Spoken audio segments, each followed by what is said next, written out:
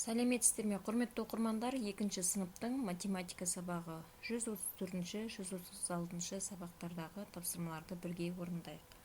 Бірінші, біздер өткен материалдарды қайталау және бекітуге келдік. Сен өткен материалдарды қайталайтын боласың. Бірінші тапсырма теңдеулерді шеш дейді. Бұл жерде 21 мен сының бөліндісі 7-ге тең. Белгісіз сан саны табу үшін 21 мен 7-ні бөлеміз.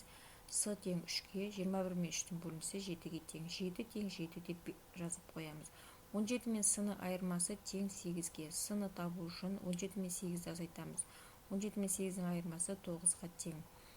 17 мен 9-ның айырмасы тең 8-ге. 8 тең 8 деп көрсететін боламыз. 8 пен А-ның көбейтіндісі 24-ге тең. А тең 24 пен 8-дің бөлінісі. А-ны табамыз, яғни А тең 3-ге. 8 пен 3-тің көбейтіндісі 24-ге тең. 24 тең 24. 6 мен А-ның қосындысы 14-ге тең. А-ны табу үшін 14 пен 6-ны азайтамыз. 8-ге тең. А тең 8-ге. 6 мен 8-дің қосындысы 14-ге тең. 14 тең 14 деп көрсететін боламыз. Келесі әріпті өрнектерді оқы және мәндерін тап деді. 34 пен 9-ның қосындысыны 34-ге 9 пен А-ның көбейтіндісін қосамыз. Мұндағы А 4-ге тең. Ендеше бірінші көбейтінді орында аламыз. 9 пен 4-дің көбейтіндісі 36-ға тең. 36-ға 34 қосқан кезде 70-ге тең. Келесі В-дан азайтамыз 6 мен 5-дің көбейтіндісін. Мұндағы В 90-ға тең. 90-нан азайтамыз 6 мен 5-дің көбейтіндісі. 6 мен 5-дің көбейтіндісі 30-ға тең. 90-нан 30-ды азайтқанда 60-ға тең болып шығады. Келесі үшінші тапсырмада бізге алмастыр дейді. Яғни қосындыны көбейтумен алмастыр, көбейтіндіні қосындымен алмастыр дейді. Бірліктер, яғни бұл жерде 6 рет қосылып тұр бір-біріне. Бұны көбейтумен алмастырған кезде 1 мен 6-ның көбейтіндісі дейміз. Сының қосындысы бізде 6 рет берілген екен. Ендеше біздер С мен 6-ның көбейтіндісі деп көрсетеміз. 2 мен 5-дің көбейтіндісін біздер қосумен алмастыру керекпіз. Ендеше жазамыз. 2 көбейту 2, 2 қосу 2, қосу 2, қосу 2 деп 5 рет бір-біріне қосамыз. R мен 7-дің көбейтіндісін бұны қосумен алмастырамыз. R-ді біздер 7 рет жазамыз, яғни ортасына қосу таңбасын қоямыз.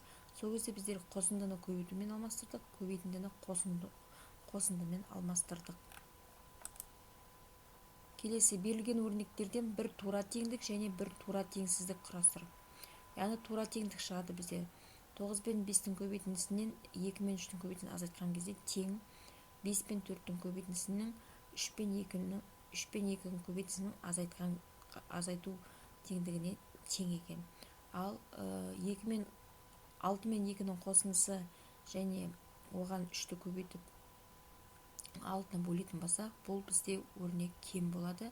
2 мен 3-дің қосындысының және 4 пен 4-дің бөлінісінің бір-біріне көбейткендегі өрнектен ол жағы артық болады екен. Келесі салыстырамыз. Бұл жерде салыстырған кезде әріпті өрнек берілген екен. Бұл жерде қосылғыштарына қараймыз. Біріншінде қосылғыштар 39-42, екеуінде де 39-42 болғандықтан бұл жерде тең болады. Ал екіншінде бізде С беріліп тұр.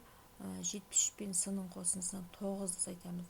Ал екіншінде С мен 72-ның қосындысынан 9-ды азайтамыз. Сондықтан бұл жерде бірінші жағы артық болады. Келесі бізде тапсырма есепті шығар дейді. Қызы 8 жаста, ол анасынан 4 есе жас. Анасы неше жаста дейді. Қызы яғни 8 жаста, бірақ 4 есе жас, яғни кіші. Анасы белгісіз жасы. 8 мен 4-дің көбейтісі 32-ге тең. Анасы 32 жаста деп көрсететін боламыз. Келесі суретті зертте. Суретте неше кесінді, неше түзу және неше сәуле бар. Оларды белгілену бойынша жазып көр дейді. Яғни кесінділерді жазамыз осылай. А, К, А, С, СК, СК, Ф, С, В, К, А, В деп түзулерді жазамыз. Сәулелерді осылай әріптермен белгілеп жазып шығатын боламыз. Келесі үшінші тапсырмада үшбұрыштың, шаршының, төртбұрыштың, дөңгелектің модельдерінен және олардың бөліктерінен композициялар құрастыр. Яғни біздер қағаздардан осындай фигураларды қиып алып, бір-бірінің үстеріне қойып, түрлі композициялар шығаруымызға болады. кестені толтыр дейді. Бұл жерде А мен А және В-ның қосындысы, бұл жерде А-ның мәні 2 метр, В-ның мәні 5 метр.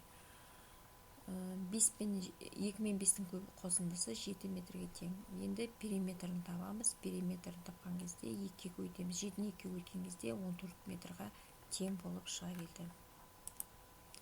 Келесі 10-шы тапсырмада кестені толтыр дейді. Кестені толтыру үшін мына жердегі периметрларын, ұзындығын, енін және биіктігін пайдаланатын боламыз.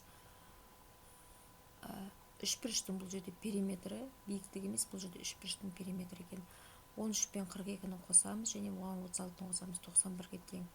Ал енді бұл жерде сол периметрдің енін табу үшін бірінші ұзындығын азайтып тастаймыз.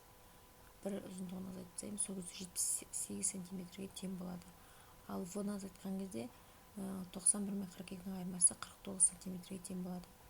Ал С-ны периметрдің тағы да бір қабырғасын табу үшін 91-ден 36-ны азайтамыз. Сол кезде 55-ге тең болып шығады.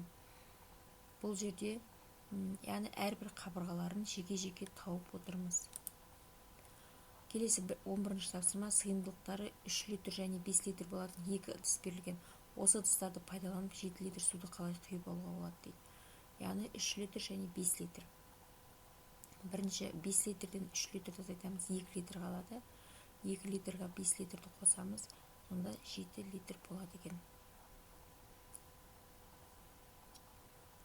Сөйтіп, мына 7 литр суды шығарып алуымызға болады. Келесі 2-ші тапсырма, табақшалы таразымен массалар 10 кг және 2 кг болатын кіртастар бар. Олардың көмегімен 3 кг шиені қалай өлшеп алуға болады? 12 кг кіртас және 12 кг шие. 12 кг-ды 2-ге бөлеміз, 6 кг, 6 кг-ды 2-ге бөлеміз, 3 кг. Сонда 3 кг шиені осылай кіртассыз шығарып алуымызға болады екен. Келесі ең соңғы тапсырма, периметр 4 см шаршысыз, периметр осы шаршыдан 8 см артық шаршысыз. Бұл жерде бірінші шаршымыз сызып аламыз, қысқаша белгіленуін жазатын боламыз. Периметрлар біріншінің 4 см, яғни периметр 4 см шаршы, 8 см артық. Бұл жерде 4 см-ге 8 см қосамыз, 12 см. Яғни периметр 12 см-ге тең болды. Ендеше 12-ні 4-ге бөлеміз, яғни қабырғасы оның 3 см екен. Сонда қабырғасы 3 см болатын шаршыны сызатын боламыз. Құрметті оқырмандар, сіздерге біздің каналымызда тапсырмаларды орындау түсінікті болған болса, каналға тіркеліп өз көмектеріңізді беріңіздер. Келесі сабақта кездескенше сау болыңыздар.